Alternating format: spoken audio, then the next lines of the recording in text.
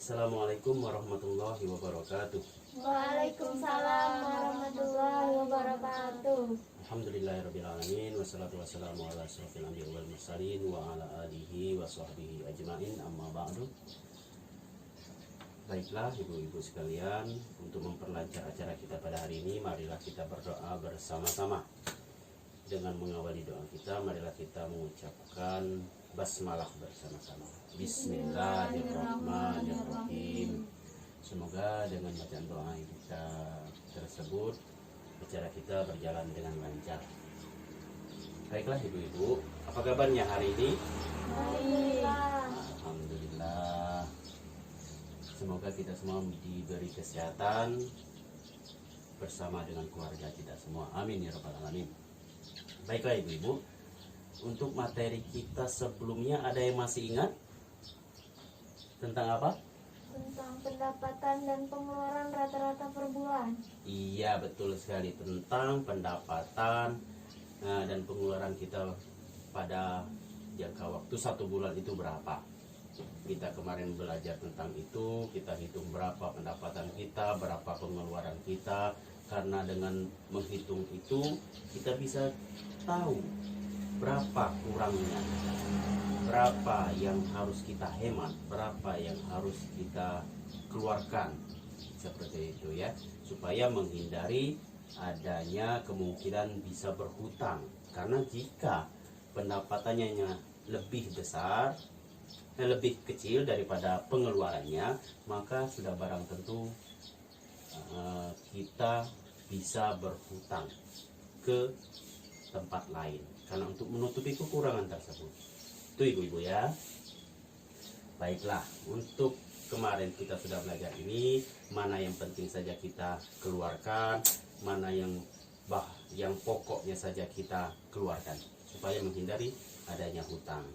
Nah, untuk materi yang hari ini kita akan belajar tentang bagaimana kita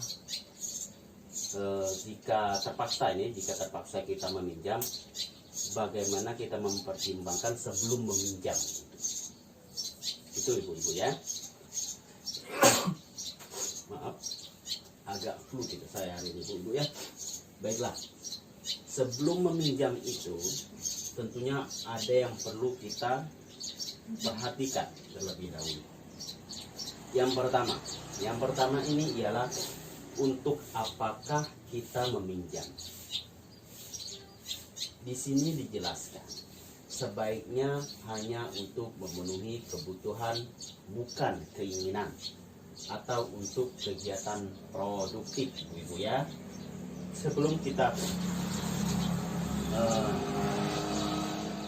melakukan pinjaman, tentunya kita berpikir dulu, untuk apa kita meminjam itu? Apakah yang kita pinjam itu untuk keperluan, kebutuhan, ataukah keinginan?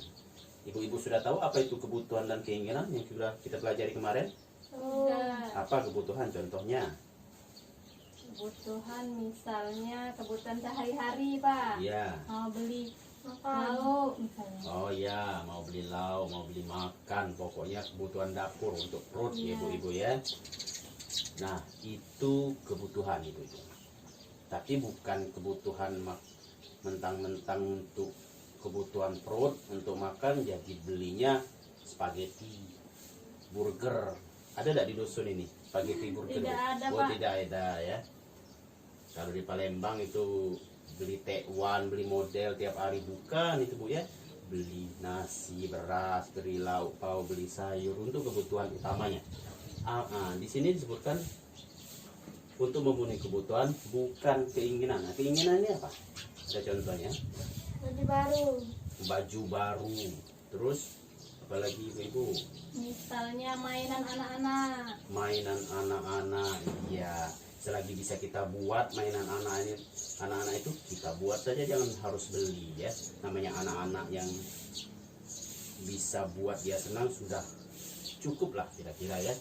Kalau kita waktu masih kecil dulu cukup dibuat saja mainan itu ya, tidak harus beli. Nah, disinilah yang dimaksud ialah sebaiknya hanya untuk kebutuhan. Jika kita berhutang untuk memenuhi keinginan kita, maka diundur saja dulu. Kalau ada uang lebih, barulah kita melakukan keinginan kita itu. Jika yang kita memerlukan untuk pinjaman itu untuk kebutuhan, maka barulah kita berpikir dua kali untuk berpikir lagi untuk melakukan pinjaman itu. Selanjutnya, materi yang selanjutnya, apakah ada cara lain yang bisa dilakukan sebelum berhutang? Di sini, jika ada, gunakan tabungan atau riset terlebih dahulu. Nah, jika sebelum kita berhutang, kita lihat adakah kita tabungan, baik itu suami maupun istri, adakah yang bisa kita perhatikan dulu aset terlebih dahulu, aset yang bisa kita jual misalnya, yang itu kira-kira tidak mengganggu ekonomi kita. Kalau itu dijual, maka bisa didahulukan ini sebelum berhutang. Begitu Ibu Bayi ya.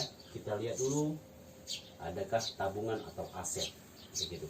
Jika ada, maka kita gunakan terlebih dahulu tabungan dan aset terlebih itu. Jangan kita dahulukan berhutang, jangan mudah berhutang itu, apalagi kalau kita berhutang salah orang, seperti misalnya rentenir, malah kita akan terlilit hutang dan akan mempengaruhi kehidupan keluarga kita. Selanjutnya yang ketiga ialah berapa besar kita perlu meminjam Bu Ibu ya. Yang di sini dijelaskan sesuai jumlah pinjaman dengan kemampuan kita untuk membayarnya. Hitunglah berdasarkan jumlah pendapatan kita. Nah, inilah sebelum kita melakukan pinjaman, tentunya kita perlu memikirkan bagaimana untuk membayarnya kembali bulan depan. Kita lihat pendapatan kita kemarin sudah belajar tentang pendapatan Ibu ya. Kita lihat pendapatan kita berapa, maka kita lihat juga berapa yang ingin kita pinjam itu. Nah, jika yang kita ingin pinjam itu melebihi dari pendapatan, tentunya akan beresiko tinggi untuk mengembalikannya. Begitu Ibu-ibu ya. Maka dari itu ketika kita meminjam, tentunya kita harus melihat dulu pendapatan kita. Nah, juga kita harus memikirkan ketika mengembalikan, pendapatan kita pas-pasan, kita mengembalikan bagaimana. Tentunya ada yang harus kita hilangkan pengeluaran bulan depan, ada yang harus kita tahan pengeluaran bulan depan untuk membayar hutang nantinya. Begitu Ibu-ibu ya. Itu yang harus kita perlu pertimbangkan, yaitu berapa besar kita perlu meminjam itu. Jangan asal ada orang yang mau meminjam sebesar apapun dipinjamkan, jadi kita tergiur banyak-banyak untuk meminjamnya. Kita tidak memikirkan bagaimana mengembalikannya. Jangan seperti itu Ibu ya. Kita harus memikirkan bagaimana mengembalikannya. Karena mengembalikan utang itu ialah kewajiban bagi penghutang. Untuk selanjutnya, materi yang keempat ialah sesuai bagaimanakah kita dapat membayar kembali pinjaman. Jadi sudah saya bahas, yaitu sesuaikan waktu pengembalian pinjaman dengan pola pendapatan kita, tetap atau tidak, musiman atau tidak. Nah, di sini bagaimana kita membayar pinjaman. Ketika kita meminjam, tentunya kita harus memikirkan kapan kita mendapatkan pendapatan yang kira-kira bisa membayarnya. Misal kita bertani, kapan musim tani itu akan ada, gitu. Kita 6 bulan ke depan baru ada panen. Nah, maka kita janjikan di sini tentunya sewaktu panen nanti 6 bulan ke depan, tentunya itu harus kita tepati. Jangan ketika kita sudah panen kita tergiur karena banyak uang yang kita dapatkan dari panen tersebut, kita tidak ingin membayar hutang. Tidak seperti itu Ibu-ibu ya. Kita harus menepati janji. Kalau kita pada musiman kita bayar, seperti itu Ibu-ibu ya. Jangan ketika kita sudah berjanji tetapi tidak bayar. Inilah yang dimaksud dari bagaimana kita membayar kembali pinjaman yang kita pinjam terhadap orang yang kita pinjam tersebut. Iya Pak. Selanjutnya yang terakhir, materi yang terakhir ialah kemanakah kita dapat meminjam. Nah, di sini bandingkan tempat-tempat meminjam yang ada Ibu ya. Carilah tempat meminjam dengan total pengembalian yang paling murah. Kalau perlu yang tidak ada bunganya. Kalau ada yang tempat pinjam yang tidak ada bunganya, disitulah kita pinjam. Gitu Ibu ya. Di sini ada tempat meminjam. Contoh, Contoh di sini Ibu ya. Di sini sumber. Yang pertama ialah saudara atau kerabat dekat. Di sini tempat pinjaman ialah saudara dan kerabat dekat. Jika kita mempunyai kerabat dekat atau saudara yang kehidupan ekonominya lumayan, yang kehidupan ekonominya tercukupi atau lebih dari kita, kira-kira bisa meminjam kita, kita coba dulu minta tolong. Kalaupun tidak bisa, tentunya kita tidak boleh berkecil hati jadi kita memusuhi kerabat kita. Tidak mungkin itu ibu-ibu ya. Jadi kita coba dulu, jika ada saudara kita atau kerabat kita yang bisa meminjamkan, kita coba yang ini. Karena di sini tentunya prosesnya mudah, tidak berbelit, tidak pakai surat menyurat atau apalah itu kalau dengan saudara. Terus selanjutnya perlu jaminan. Tidak mungkin kalau saudara mau harus ada jaminan rumah atau sertifikat apa ini. Tidak mungkin kalau saudara. Terus ada batas maksimal pinjaman. Ya, ada batas. Tergantung kemampuan pemberi utang. Itu pun bisa dilonggarkan untuk ada maksimalnya. Itu kalau dengan saudara. Terus selanjutnya bunga rendah atau tidak berbunga. Sampai bisa tidak ada bunga sekalipun kalau dengan saudara. Itu ibu ya. Kalaupun ada kemungkinan besar rendah bunganya. Tapi kebanyakan tidak ada bunga kalau dengan saudara sendiri. Kecuali sudah kerabat agak jauh itu ibu ya. Terus selanjutnya periode cara pengembalian bisa disesuaikan. Nah iya, bisa disesuaikan untuk mengembalikan utang tersebut. Di sini kalau dengan saudara. Ini kalau dengan rentenir. Kalau rentenir ya sudah tahu lah ibu-ibu ya. Bunga ada, waktu ada, jaminan juga ada. Semuanya ada yang negatifnya. Tentunya di sini yang kita harus hindari rentenir. Selanjutnya kelompok simpan pinjam PKK, PKH, arisan. Nah, jika ada di sini kelompok simpan pinjam bisa juga jadikan alternatif. Mudah tapi tidak ada jaminan. Terus juga ada maksimal, ya ada maksimal batasnya, cenderung rendah kalaupun ada bunganya. Selanjutnya koperasi pinjam ini juga bisa jadi alternatif. Alternatif kalau tidak ada saudara atau kerabat tadi ya. Di sini bisa. Koperasi berpinjam cenderung rumit, memang cenderung rumit. Harus ada surat menyurat. Terus perlu jaminan, biasanya perlu di sini kalau koperasi. Terus ada batas waktu, cenderung rendah kalau bunganya kalau koperasi ya. Tetapi periode cara pengembalian bisa disesuaikan, tidak ada. Harus sesuai dengan waktunya. Terus selanjutnya bank pasar, sama seperti koperasi tadi, rumit. Terus ada jaminan juga. Terus ada batasnya. Terus bunganya biasanya tinggi. Nah dari sini kita bisa lihat. Yang pertama yang kita harus lakukan tempat kalau ada kerabat tetangga yang bisa dipinjam.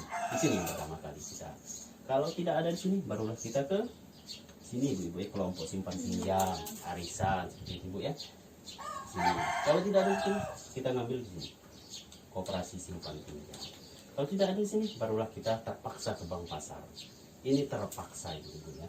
Tetapi biasanya kebanyakan, apalagi kalau sudah banyak keluarga di desa-desa, biasanya kita bisa meminjam di sini saudara atau kerabat dekat atau tetangga itu ibu-ibu ya.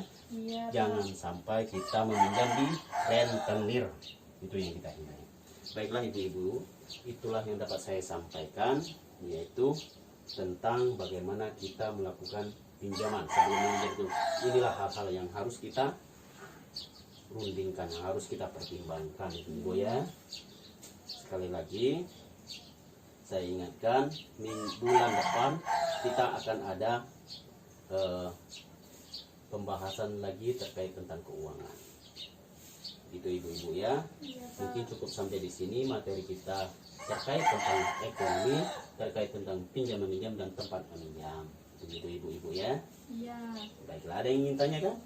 Tidak ada. Baik, terima kasih ibu-ibu sudah berkenan hadir, sudah kita belajar bersama hari ini. Semoga dapat menjadi manfaat bagi kita semua. Amin. Amin ya rabbal alamin. Cukup sekian dari saya. Sebelum kita tutup, marilah kita melepaskan lapas hamdalah bersama-sama. Alhamdulillahirabbil alamin. Wassalamualaikum warahmatullahi wabarakatuh. Waalaikumsalam warahmatullahi wabarakatuh.